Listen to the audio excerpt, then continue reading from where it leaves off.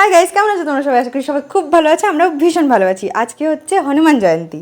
তো হনুমান জয়ন্তীর উপলক্ষে আমার হচ্ছে হনুমানজির কাছে মানত ছিল 51টা লাড্ডু দিয়ে আর অনেকগুলো জবা ফুল দিয়ে হনুমানজিকে পুজো। তো আমাদের মাঠেই তো আছে, তোমরা রামনবমীর ব্লগটাতে আই থিঙ্ক দেখেছো। আমাদের বাড়ির পাশে একটা মাঠ আছে, সেই মাঠে হচ্ছে হনুমানজির একটা খুব সুন্দর মন্দির আছে। তো ওখানেই মানত ছিল। তো বাবা সকাল সকাল হচ্ছে একদম 51টা লাড্ডু ভরে এনে দিয়েছে পুরো। আমি 51টা লাড্ডু নিয়ে সাজিয়ে ভরে ফুল নিয়ে পুরো সাজিয়ে নিয়ে গেলাম হচ্ছে ঠাকুরকে পুজো দিতে। আমি, মা, বনু আর আমাদের ছোট্ট আরু বেবি গিয়ে নিয়ে মন প্রাণ ভরে ঠাকুরকে পুজো দিলাম। আর দেখতে দেখতে দিনগুলোও চলে যাচ্ছে। সব ঠাকুরের কাছে বলা ছিল, তো আরও একটু আস্তে আস্তে এখন বড় হচ্ছে, বুঝতে শিখছে, ওই জন্য এখন একটু ওকে নিয়ে মন্দিরে যাচ্ছি পুজো করতে।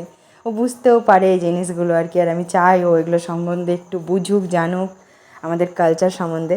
তো ওর বেশ ভাল লাগে, ও নমো করে, বললে নিচু হয়ে নমো করে, ও চিনতে পারে কোনটা ঠাকুর, ওকে বলতে হয় না, ও দেখলেই প্রণাম করে। তো এই জিনিসগুলো দেখলেও একটা অদ্ভুত রকমের শান্তি আসে মনের মধ্যে। ওই জন্য আমি চেষ্টা করি এই জিনিসগুলোর মধ্যে ওকে যতটা বেশি হোক জড়িয়ে রাখার। আর এই পাশটাতে দেখলে বা পাশে হচ্ছে রাধা মাধবের মন্দির, আর তারপরে সরস্বতী মন্দির, আর ডান পাশটাতে হচ্ছে মা কালীর মন্দির। মানে মোটামুটি এখানে পুরো বছরই পুজোয় লেগেই থাকে আমাদের বাড়ির পাশে। তারপরে বাড়ি এসে রেস্ট টেস্ট নিয়ে এখন হয়ে গেছে অনেক রাত। আমরা গেছি হচ্ছে আমাদের পুলিশ স্টেশন, মানে রতুয়া পুলিশ স্টেশনের যে মা কালীর মন্দির আছে, রক্ষা কালী মন্দির, সেখানে আজকে হচ্ছে চৈত্র মাসের শেষ শনিবার ছিল। তো শেষ শনিবার উপলক্ষে সেখানে প্রত্যেক বছর বাৎসরিক পুজো হয় মা কালীর, মা রক্ষা কালীর। তো বিয়ের পরে একবারও অ্যাটেন্ড করার আর কি সুযোগ হয়নি। তো মাই হয়তো চেয়েছিল যে এবার আমি থাকি। সত্যি ভগবান না চেলে তো আর ভগবানের দর্শন পাওয়া যায় না।